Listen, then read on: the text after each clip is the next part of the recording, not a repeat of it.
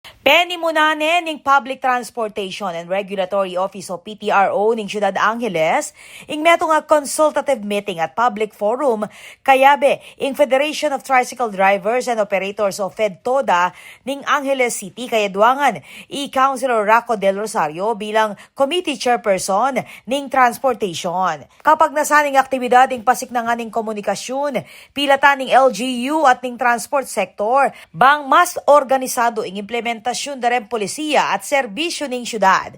Pisabyan keng forum reng manimunang probisyon ning ipatupad a ordinansa ning 20th City Council kaugnay ning operasyon ning public transportation.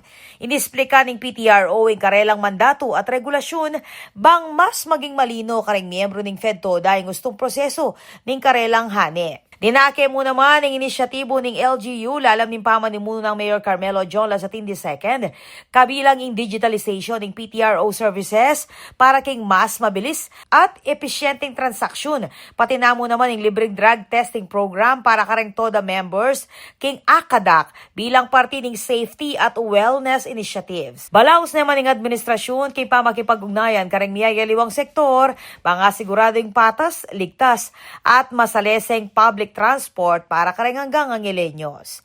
Ako po, Patricia Mamangon para King News Force Pampanga Balitang Tuto. King Balen, Susuyo.